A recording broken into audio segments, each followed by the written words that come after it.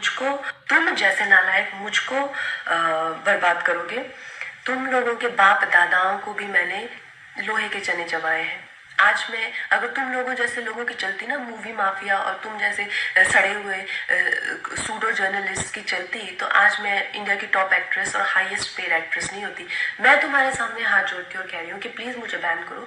तो 3-4 लोगों ने मिलकर मेरे खिलाफ एक कोई गिल्ड बनाई है, शायद कल ही बनी है, ना ही उसकी कोई मान्यता ही है और ना ही उसकी कोई धार नहीं है। तो उस गिल्ड के चलते हुए लोगों ने मुझे धमकी देना शुरू किया है कि मुझे बैन कर देंगे, या मेरी कोई चीज़ का मुझे कवर नहीं करेंगे, या मेरा करियर बर्बाद कर देंगे। अरे नालायकों, देशद्रोहियों, बिकाऊ लोगों, तुम लोगों को खरीदने के लाखों भी नहीं चाहिए। तुम लोग तो इतने सस्ते हो, 50-60 रुपए में बिछ जाते हो। आज मैं अपनी जो हमारी इंडियन मीडिया है उसके बारे में आपसे कुछ कहना चाहती हूँ, लेकिन मैं ये ज़रूर कहूँगी कि ऐसा नहीं है कि हर जगह अच्छे लोगों के साथ में कुछ बुरे लोग भी होते हैं। और जो मीडिया है उसने जितना मुझे प्रोत्साहित किया है, जितना मुझे प्रेरित किया है, इतने अच्छे सलाहकार, इतने अच्छे दोस्त जो मुझे मीडिया में मिले हैं, मैं कहूँगी कहीं ना कहीं मेरी सफलता में उनका बहुत बड़ा हाथ है, उनकी मैं हमेशा आभारी रहूँगी। लेकिन जो दीमक की तरह जो एक सेक्शन मीडिया का है जो हमारे देश में दीमक की तरह लगा हुआ है, और उसको धीरे धीरे करके उसकी गरिमा को, उसकी अस्मिता को, देश की इंटेग्रिटी को, देश की एकता को आए दिन अटैक करता रहता है। आए दिन इनके जो भी है झूठी अफवाहें फैलाते रहते हैं, अपने गंदे भद्दे विचार, देशद्रोहिता के जो विचार है वो ओपनली सबके सामने रखते हैं। और इनके खिलाफ हमारे कॉन्स्टिट्यूशन में किसी भी तरह का कोई भी ना पेनल्टी है और ना ही कोई सजा है। आप तो इस चीज़ से मुझे बहुत ही ज़्यादा ठेस लगी, और मैंने अपने आप में ही ये डिसाइड कर लिया कि ये जो दो गली मीडिया है, ये जो बिकाऊ मीडिया है, जो खुद को लिबरल कहती है, सेक्युलर कहती है, और कुछ नहीं है, 10वीं फेल भी नहीं है ये लोग सूडो लिबरल है, और ये लोग बिल्कुल भी सेक्युलर नहीं है। अगर ये सेक्युलर होते तो हमेशा धार्मिक चीज़ों को लेके देश की एकता पर हमेशा प्रहार नहीं करते।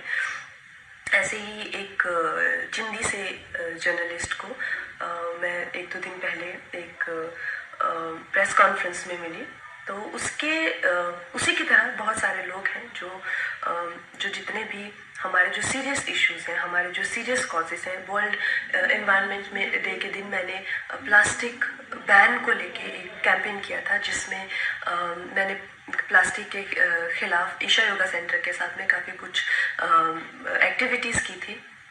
इस जर्नलिस्ट को मैंने उसकी खिल्ली उड़ाते हुए देखा। फिर मैंने काउ स्लॉटर के अगेंस्ट, एनिमल क्रूलिटी के अगेंस्ट एक कैंपेन किया, उसका भी ये मजाक उड़ा रहा था। एक शहीद पे मैंने फिल्म बनाई, उसके नाम की खिल्ली उड़ा रहा है। और प्लीज़ आप ये गौरतलब ये है कि इनके पास किसी भी तरह का कोई तर्क वितर्क, समीक्षा या विचार, जो कि एक पत्रकार का हक है, उस तरीके से नहीं गाली गलौज करके, गंदी बातें लिख के, प्रोफेशनल ट्रोल्स जो है खुद को मुफ्त का खाना खाने पहुंच जाते हैं ये हर जगह प्रेस कॉन्फ्रेंस पे। मैं जानना चाहती हूँ कि कोई तो क्राइटेरिया होना चाहिए कि अगर आप खुद को जर्नलिस्ट कह रहे हैं, क्या आपने किया हुआ? मुझे एक अपना लिखा हुआ कोई ना कोई एक पीस या एक ब्लॉग, जैसे मैं खुद को अगर कलाकार कहती हूँ तो कुछ तो होना चाहिए टू माई क्रेडिट। आप खुद को क्यों पत्रकार कह रहे हैं? किस लिए आप पत्रकार बने हुए हैं? इन 3-4 लोगों ने मिलकर, क्योंकि मैंने उस इंसान के प्रश्नों का उत्तर देने से मना कर दिया, मैंने कहा एक इंटरनेशनल को मैं क्यों एंटरटेन करूं? मेरे पास किसी भी तरह के देशद्रोही के लिए 0% टॉलरेंस है।